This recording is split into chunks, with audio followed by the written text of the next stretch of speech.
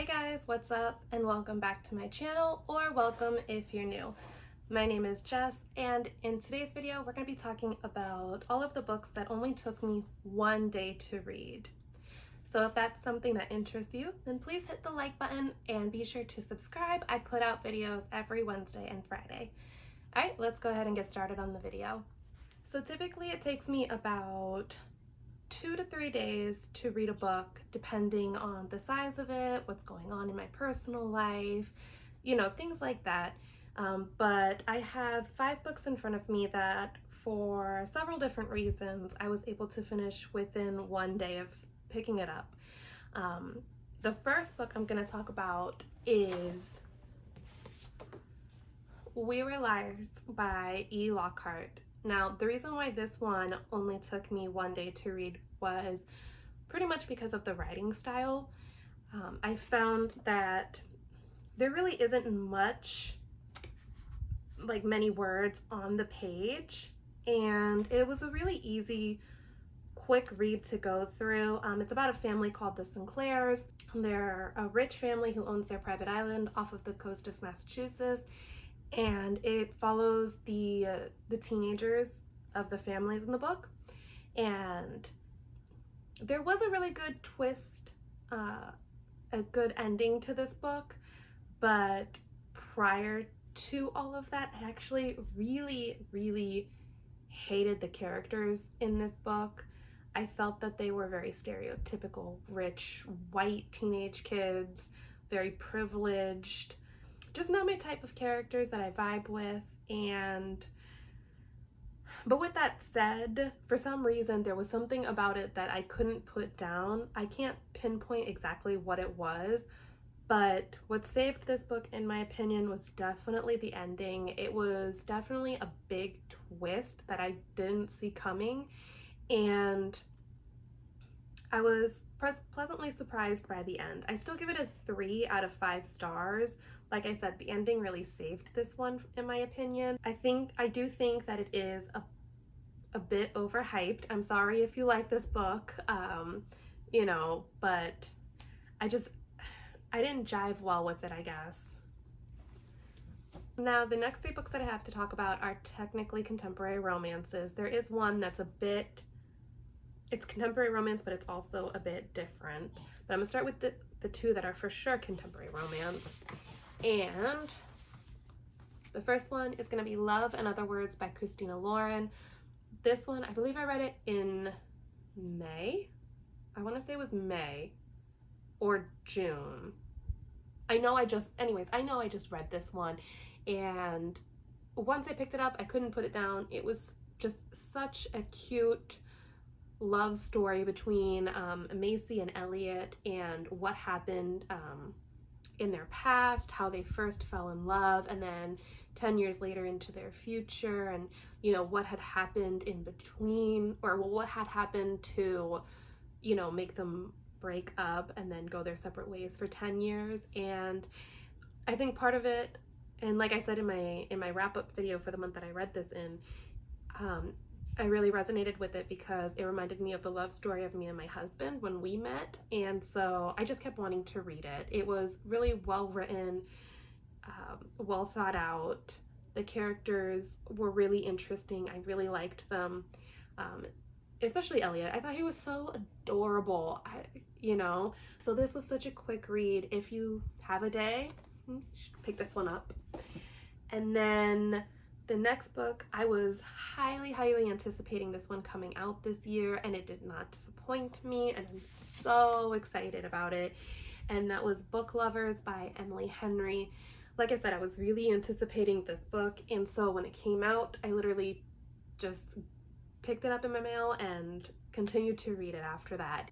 So the reason why I like this book was because of Nora. She's the main protagonist in the book, and she's definitely described and shown much different than other female protagonists thus far that I've read in contemporary romance. So she's a bit sarcastic, a bit witty. She's definitely a different female protagonist. And I really enjoyed the chemistry between her and Charlie. It's a bit enemies to lovers kind of thing, kind of trope. And I don't know, I also really loved that both of them are in the book world. One's an editor, one's a literary agent, and it was a really good read. I really, really enjoyed this one. Now, the final contemporary romance novel, I would argue that it's contemporary romance and a bit of suspense and psychological thriller. And I was really, really surprised by this one. The author is extremely hyped up, and usually when a book or an author is really, really hyped up, when I read it, it usually ends up falling flat. So I was a bit hesitant to pick up a book by this author, and I'm glad that this is the first one that I picked up by her. And literally the first sentence instantly grabbed my attention. It hooked me from the start, and I'm gonna read that sentence to you. And I know most of you have probably already read this book. And when I read the sentence, I feel like many of you are going to already know what the book is. So before I read it, or after I read it, put in the comments below what you think the title of the book is. I'll give you a minute after I read it. So it says, "I hear the crack of his skull before the spattering of blood reaches me." Okay, so take a couple seconds, type in the comments what book you think that this is. And this book is Verity by Colleen Hoover. Like I said, I wasn't sure if I was going to like this one, but literally the first chapter alone it hooked me. I was sucked into it. I wanted to know what was happening. I couldn't put it down. My husband even commented and was like, "Wow, like you haven't stopped reading that book since you picked it up this morning. Like it must be really, really good." And I was like, it is, but there's also parts of it that were really hard to get through and really hard to stomach. And basically this one is about Loan. She's an author who's I guess she's a struggling author, and there is another author, a famous author named Verity, and she ends up getting into an accident that leaves her bedridden, and so she's not able to finish this book series that she has already put out, and she needs to put out a couple more books in order to complete the series.